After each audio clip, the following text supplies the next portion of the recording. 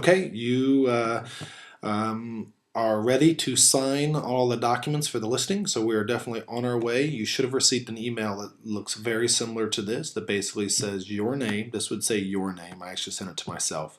That I am using the Dot Loop system for you to be able to review and sign documents. So you'll basically click View Documents.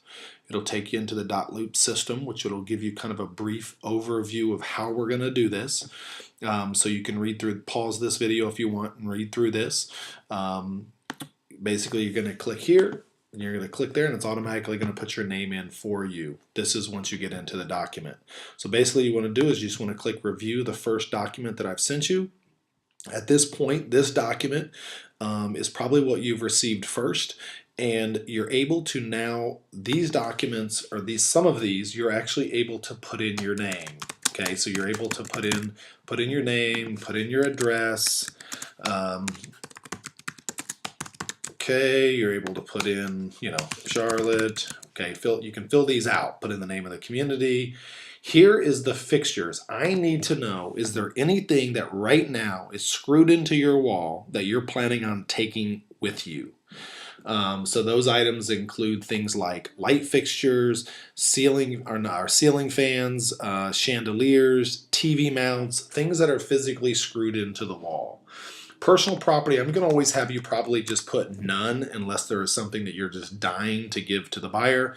Most common is washer, dryer, refrigerator. My recommendation is that we leave that off and make them ask for it.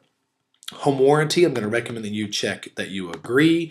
By basically agreeing here, you're automatically setting yourself up to get a free home warranty that we talked about in the listing presentation that does not cost you anything. If the buyer requests for us to buy them a home warranty, this is the home warranty that they will get. It saves you money because if we let the buyer choose it, they're always going to choose the package that's more than $420. Keep in mind, if the buyer does not ask for the home warranty, then you pay nothing. So there is really no reason to ever check no on this one. List price, you're going to put in the list price that we agreed to list it for. And as you know, I like 777 and 222. Makes it stand out a little bit from the MLS. We're always going to take cash. We're always going to take conventional. These items right here, VA, USDA, will be, sometimes we'll check those, sometimes we won't. But for you, I need you to make sure that you're checking these two. If you want the sell for free program, or if you want the hassle-free listing program that we went over in the listing presentation, please click one, but do not click both. It's going to be one or the other. I need to know if you're in a flood zone and if you have flood insurance.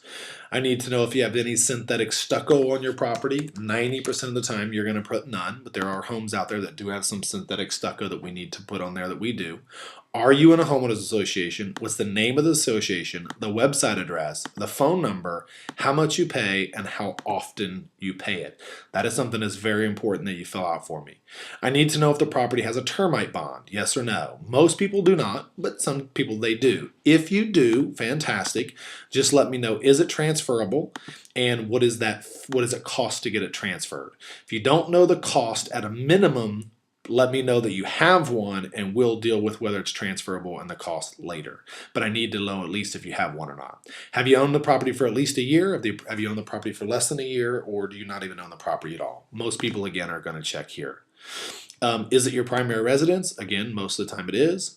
Do you have a lien on the property? So do you have a loan? Most people are going to check yes. I just need to know the name of the company and your approximate balance. It doesn't have to be exact. If you want to look at your last statement and give me the exact number, that's fine. I just want it to be very, very close. Are you under bankruptcy, or are you contemplating seeking bankruptcy protection? Most people are going to check no. Is the property being leased? Yes or no? Have you had an FHA or VA appraisal done in the last 6 months? This is very important that you know the answer to this. So if you haven't bought the home in the last 6 months, you're probably going to check no.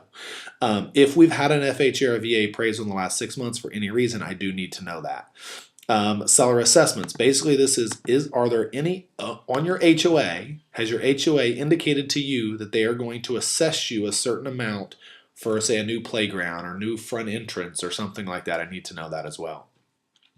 Are you going to get a home warranty, or I'm sorry, a home inspection done prior to listing? I always recommend that you do, but you do not have to. I think it definitely benefits you in the long run, but you check yes or no there. Here is very, very, very important.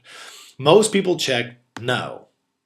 I really need you to check yes.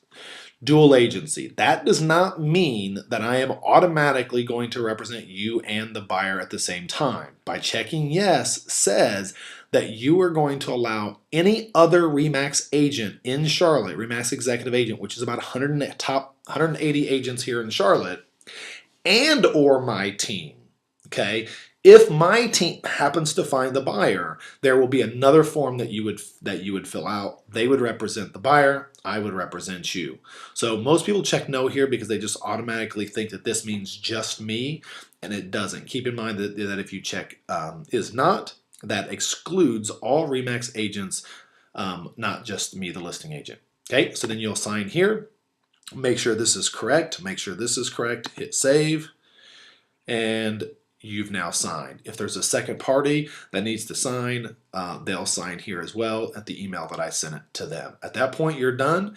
Hit save and continue. If there is another form that you'll need to sign, it'll go straight to the next form.